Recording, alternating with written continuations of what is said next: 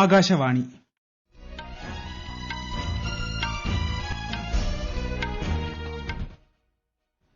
നമസ്കാരം.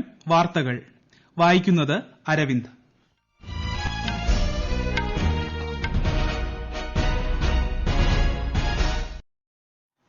പ്രധാന വാർത്തകൾ. പ്രധാനമന്ത്രി നരേന്ദ്രമോദി മധ്യപ്രദേശിലെ കർഷകരെ ഇന്ന് വീഡിയോ കോൺഫറൻസിംഗിലൂടെ അഭിസംബോധന ചെയ്യും. കർഷകരുടെ ഉന്നമനം ലക്ഷ്യമിട്ട് നടപ്പാക്കിയ പരിഷ്കാരങ്ങൾ കാർഷിക മേഖലയിൽ പുതിയ അധ്യായത്തിന് തുടക്കമിടുമെന്ന് കേന്ദ്ര കൃഷിമന്ത്രി നരേന്ദ്രസിംഗ് തോമർ. രാജ്യത്തെ കോവിഡ് മുക്തി നിരക്ക് 95.4% ഉയർന്നു. മരണനിരക്ക് 1.45%. കേരളത്തിൽ നിലവിൽ ചികിത്സയിലുള്ളത് 58,155 കോവിഡ് രോഗികൾ. ഏറ്റവും കുറവ് രോഗികൾ കാസർഗോഡ് ജില്ലയിൽ. അഡ്ലെയ്ഡ് ക്രിക്കറ്റ് ടെസ്റ്റിൽ ഒന്നാം ഇന്നിംഗ്സിൽ ഇന്ത്യ 244 റൺസിന് പുറത്ത്. വാർത്തകൾ വിശദമായി. മധ്യപ്രദേശ് സംസ്ഥാന ഭരണകൂടം സംഘടിപ്പിക്കുന്ന കർഷക ക്ഷേമ പരിപാടിയിൽ പ്രധാനമന്ത്രി നരേന്ദ്രമോദി വീഡിയോ കോൺഫറൻസിംഗിലൂടെ പങ്കെടുക്കും. പരിപാടിയിൽ 20,000-ഓളം കർഷകർ പങ്കെടുക്കുമെന്നാണ് പ്രതീക്ഷിക്കുന്നത്. 2020 ഖാരിഫ് കാലയളവിലെ വിളനഷ്ടത്തിനുള്ള സഹായധനം ചടങ്ങിൽ വിതരണം ചെയ്യും. 35 ലക്ഷത്തോളം കർഷകർക്ക് 1,600 കോടി രൂപയുടെ ഗുണഫലം ലഭിക്കുമെന്നാണ് പ്രതീക്ഷിക്കുന്നത്. കർഷകരുടെ ഉന്നമനം ലക്ഷ്യമിട്ട് നടപ്പാക്കിയ പരിഷ്കാരങ്ങൾ കാർഷിക മേഖലയിൽ പുതിയ അധ്യായത്തിന് തുടക്കമിടുമെന്ന് കേന്ദ്ര കൃഷിമന്ത്രി നരേന്ദ്രസിംഗ് തോമർ. ഈ നിയമങ്ങൾ കർഷകരെ ശാക്തീകരിക്കുന്നതിനൊപ്പം കൂടുതൽ സ്വതന്ത്രരാക്കുമെന്നും അദ്ദേഹം ആവർത്തിച്ചു. എല്ലാവർക്കുമൊപ്പം എല്ലാവരുടെയും വികസനം, എല്ലാവരുടെയും വിശ്വാസം എന്നതാണ് സർക്കാരിന്റെ ആപ്തവാക്യമെന്നും കർഷകർക്കെഴുതിയ കത്തിൽ ശ്രീ തോമർ വ്യക്തമാക്കി. രാജ്യത്തെ ചില കർഷകരിൽ പുതിയ കർഷക നിയമം തെറ്റിദ്ധാരണ ഉണ്ടാക്കിയിട്ടുണ്ടെന്നും കൃഷിമന്ത്രി എന്ന നിലയിൽ ഈ തെറ്റിദ്ധാരണകൾ നീക്കുകയാണ് തന്റെ കർത്തവ്യമെന്നും അദ്ദേഹം പറഞ്ഞു. ചിലർ രാജ്യത്ത് താങ്ങുവില നിർത്തലാക്കുമെന്ന നുണപ്രചാരണം നടത്തുകയാണ്. ഇത്തരം വ്യാജ വാർത്തകൾ കർഷകർ തിരിച്ചറിയണമെന്നും ശ്രീ തോമർ അഭ്യർത്ഥിച്ചു. പ്രധാനമന്ത്രി നരേന്ദ്രമോദി രാജ്യത്തോടുള്ള തന്റെ പ്രതിബദ്ധതകളിൽ പ്രധാനമായി കരുതുന്നത് കാർഷിക മേഖലയുടെ വളർച്ചയാണ്. ശ്രീ മോദിയുടെ നേതൃത്വത്തിലുള്ള ഈ സർക്കാർ കർഷകരുടെ ജീവിതം മെച്ചപ്പെടുത്താനുള്ള നടപടികളും തീരുമാനങ്ങളുമാണ് കൈക്കൊണ്ടിട്ടുള്ളതെന്നും കേന്ദ്ര കൃഷിമന്ത്രി അഭിപ്രായപ്പെട്ടു. നടപ്പ് ഖാരിഫ് കാലയളവിൽ രാജ്യത്തെ 45.92 ലക്ഷം നെൽകർഷകർക്ക് പ്രയോജനം ലഭിച്ചതായി കേന്ദ്ര സർക്കാർ. 75,263 കോടി രൂപയിലേറെയാണ് താങ്ങുവിലയായി വിതരണം ചെയ്തത്. കേരളമടക്കം 16 സംസ്ഥാനങ്ങളിൽ നിന്നായി 398 ലക്ഷം ടണ്ണിലേറെ നെൽ സംഭരിച്ചതായും കേന്ദ്രം അറിയിച്ചു. ഇതിൽ 50%-ലേറെ പഞ്ചാബിൽ നിന്നാണ്. കൂടാതെ 48 ലക്ഷം ടണ്ണിലേറെ പയറുവർഗ്ഗങ്ങളും എണ്ണക്കുരുക്കളും വാങ്ങാൻ അനുമതി നൽകിയതായും കൃഷി മന്ത്രാലയം അറിയിച്ചു. പുതിയ കാർഷിക നിയമം സംബന്ധിച്ച് ബീഹാറിൽ ഒരു പ്രശ്നവുമില്ലെന്ന് ജെഡിയു പ്രസിഡന്റും ബീഹാർ മുഖ്യമന്ത്രിയുമായ നിതീഷ് കുമാർ. നെല്ല് സംഭരണം ദ്രുതഗതിയിൽ നടക്കുന്നുണ്ടെന്നും കർഷകർ ഒരു പ്രതിസന്ധിയും നേരിടുന്നില്ലെന്നും പട്നയിൽ മാധ്യമപ്രവർത്തകരോട് സംസാരിക്കവെ ശ്രീ നിതീഷ് കുമാർ പറഞ്ഞു. അതിനിടെ ജെഡിയുവിന്റെ ദേശീയ എക്സിക്യൂട്ടീവ് ഈ മാസം 26, 27 തീയതികളിൽ ചേരുമെന്ന് അദ്ദേഹം അറിയിച്ചു. കഴിഞ്ഞ നിയമസഭാ തെരഞ്ഞെടുപ്പിലെ പാർട്ടിയുടെ പ്രകടനവും ബീഹാറിൽ മാത്രമല്ല മറ്റു സംസ്ഥാനങ്ങളിലും പ്രവർത്തനം ഊർജിതമാക്കുന്നതും ആലോചിക്കും. പശ്ചിമബംഗാൾ നിയമസഭാ തെരഞ്ഞെടുപ്പിൽ മത്സരിക്കുന്ന കാര്യത്തിലും ദേശീയ എക്സിക്യൂട്ടീവ് തീരുമാനമെടുക്കും. രാജ്യത്ത് കോവിഡ് രോഗബാധിതരുടെ എണ്ണത്തിൽ തുടർച്ചയായി കുറവ് രേഖപ്പെടുത്തിയതായി കേന്ദ്ര ആരോഗ്യ മന്ത്രാലയം. നിലവിൽ കോവിഡ് ചികിത്സയിലുള്ളവരുടെ നിരക്ക് 3.24% കുറഞ്ഞു. രോഗമുക്തി നിരക്ക് 95.4% ഉയർന്നു. മരണനിരക്ക് 1.45% കുറഞ്ഞിട്ടുണ്ട്. ഒരു റിപ്പോർട്ട്. രാജ്യത്ത് ഓരോ ദിവസവും രോഗികളെക്കാൾ രോഗം ഭേദമാകുന്നവരുടെ എണ്ണം വർദ്ധിച്ചുവരുന്ന പ്രവണതയാണ്. ഇത് ഉയർന്ന രോഗമുക്തി നിരക്ക് ഉറപ്പാക്കുന്നു. മധ്യപ്രദേശിൽ ഇതുവരെ 2,12,351 കോവിഡ് രോഗികൾ സുഖം പ്രാപിച്ചു. കഴിഞ്ഞ 24 മണിക്കൂറിനുള്ളിൽ 1,326 പേരെ ഡിസ്ചാർജ് ചെയ്തു. പുതിയ 1,161 കേസുകൾ ഇന്നലെ റിപ്പോർട്ട് ചെയ്തു.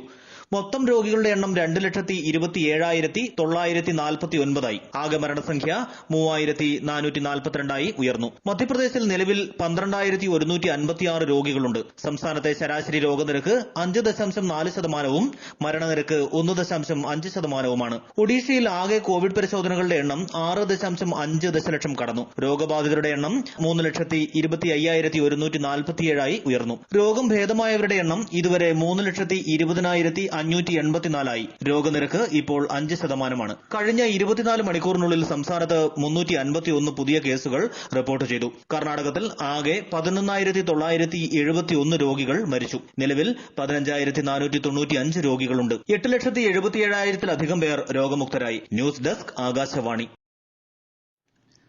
കേരളത്തിൽ നിലവിൽ ചികിത്സയിലുള്ള കോവിഡ് രോഗികളുടെ എണ്ണം 58,155 ആയി. 5 ജില്ലകളിൽ 5,000-ലേറെ കോവിഡ് രോഗികൾ ചികിത്സയിലുണ്ട്. കാസർഗോഡ് ജില്ലയിലാണ് നിലവിൽ ഏറ്റവും കുറവ് രോഗികളുള്ളത്. മധ്യപ്രദേശിൽ വിദ്യാലയങ്ങളുടെ പ്രവർത്തനം പുനരാരംഭിക്കുന്നത് സംബന്ധിച്ച പ്രവർത്തനചട്ടം പുറത്തിറക്കി. ഇതുപ്രകാരം വിദ്യാർത്ഥികളുടെയും അധ്യാപകരുടെയും ഹാജർ നില പ്രത്യേക മൊബൈൽ ആപ്ലിക്കേഷനിലൂടെ രേഖപ്പെടുത്താവുന്നതാണ്. പ്രാർത്ഥന അടക്കം കൂട്ടം ചേർന്നുള്ള എല്ലാ പ്രവർത്തനങ്ങളും ഇനി ഒരു അറിയിപ്പുണ്ടാകുന്നതുവരെ ഒഴിവാക്കണമെന്ന് അറിയിച്ചിട്ടുണ്ട്. ഈ വാർത്തകൾ ആകാശവാണിയിൽ നിന്ന്. കൊറോണ ആശങ്കയല്ല, ജാഗ്രതയാണ് വേണ്ടത്. കേന്ദ്ര ആരോഗ്യ മന്ത്രാലയം പുറപ്പെടുവിക്കുന്ന നിർദ്ദേശങ്ങൾ. ജനങ്ങൾ കൂട്ടം കൂടുന്നത് ഒഴിവാക്കുക. ഇടയ്ക്കിടെ കൈകൾ സോപ്പും വെള്ളവും ഉപയോഗിച്ചോ സാനിറ്റൈസർ ഉപയോഗിച്ചോ വൃത്തിയാക്കുക. നിർബന്ധമായും മാസ്ക് ധരിക്കുക.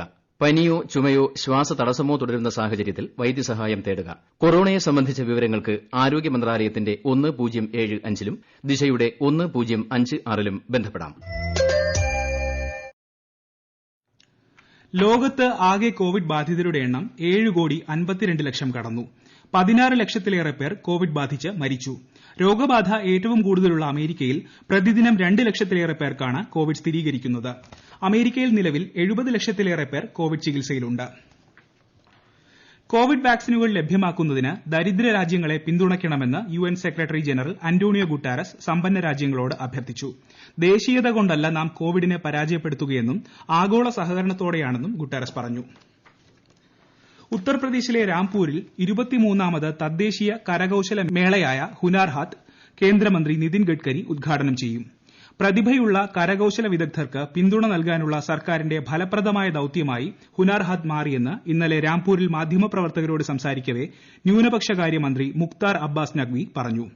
ആത്മനിർഭർ ഭാരതിനോടുള്ള പ്രതിബദ്ധത നിറവേറ്റുന്നതിനൊപ്പം രാജ്യത്തിന്റെ എല്ലാ കോണുകളിൽ നിന്നുമുള്ള കരകൌശല വിദഗ്ധർക്കും തൊഴിലാളികൾക്കും വൻതോതിൽ തൊഴിലവസരങ്ങൾ പ്രദാനം ചെയ്യുന്നതിനുള്ള കാര്യക്ഷമമായ വേദിയായി ഹുനാർ ഹാത്ത് മാറി. ഇന്ത്യയുടെ പുതിയ വാർത്താവിനിമയ ഉപഗ്രഹമായ CMS-1 ISRO ഇന്നലെ വിജയകരമായി വിക്ഷേപിച്ചു. 7 വർഷത്തോളം ആയുസ് പ്രതീക്ഷിക്കുന്ന ഉപഗ്രഹം 2011-ൽ വിക്ഷേപിച്ച GSAT-12 പകരമാണ് വിക്ഷേപിച്ചത്.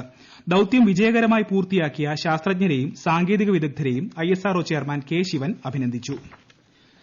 കേരളത്തിൽ തുലാവർഷം 1-2 ദിവസം കൂടി നീളാൻ സാധ്യതയെന്ന് കാലാവസ്ഥാ നിരീക്ഷണ കേന്ദ്രത്തിന്റെ മുന്നറിയിപ്പ്. ഇന്ന് പത്തനംതിട്ട, കോട്ടയം, എറണാകുളം, ഇടുക്കി, മലപ്പുറം, കോഴിക്കോട്, വയനാട് എന്നീ ജില്ലകളിൽ കേന്ദ്ര കാലാവസ്ഥാ വകുപ്പ് യെല്ലോ അലർട്ട് പ്രഖ്യാപിച്ചിട്ടുണ്ട്. കേരളത്തിൽ സപ്ലൈകോ ക്രിസ്മസ് മെട്രോ ചന്തകൾ പ്രവർത്തനം ആരംഭിച്ചു. തിരുവനന്തപുരത്തും കോട്ടയത്തും ആലപ്പുഴയിലുമാണ് പ്രത്യേക ക്രിസ്മസ് ഫെയറുകൾ. കോവിഡ് പ്രോട്ടോകോൾ പാലിച്ചാണ് ഉപഭോക്താക്കൾക്ക് സാധനങ്ങൾ വിതരണം ചെയ്യുക. ചന്തകളുടെ സംസ്ഥാനതല ഉദ്ഘാടനം ഇന്നലെ മുഖ്യമന്ത്രി പിണറായി വിജയൻ നിർവഹിച്ചു. ഇന്ത്യൻ സായുധ സേനകൾക്കായി 27,000 കോടി രൂപ വിലമതിക്കുന്ന പടക്കോപ്പുകളും ആയുധങ്ങളും ആഭ്യന്തര വിപണിയിൽ നിന്ന് വാങ്ങാൻ തീരുമാനം. രാജ്യരക്ഷാമന്ത്രി രാജ്നാഥ് സിംഗ് അധ്യക്ഷനായ പ്രതിരോധ സംഭരണ സമിതി യോഗമാണ് ഇതിന് അനുമതി നൽകിയത്. അഡ്ലേഡ് ക്രിക്കറ്റ് ടെസ്റ്റിൽ 1ാം ഇന്നിംഗ്സിൽ ഇന്ത്യ 244 റൺസിന് പുറത്തായി. മറുപടി ബാറ്റിംഗിനിറങ്ങിയ ഓസ്ട്രേലിയ ഒടുവിൽ വിവരം കിട്ടുമ്പോൾ 3 വിക്കറ്റിന് 45 റൺസ് എന്ന നിലയിലാണ്. ഇന്ത്യയ്ക്കായി ജസ്പ്രീത് ബുംറ 2 വിക്കറ്റ് എടുത്തു. ഇന്ത്യൻ സൂപ്പർ ലീഗിൽ ഇന്ന് നോർത്ത് ഈസ്റ്റ് യുണൈറ്റഡ് ജംഷഡ്പൂർ FCയെ നേരിടും.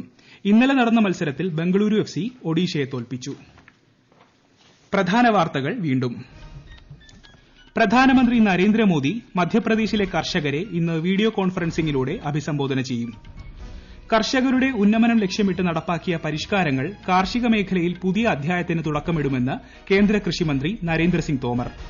രാജ്യത്തെ കോവിഡ് മുക്തി നിരക്ക് 95.4% ഉയർന്നു.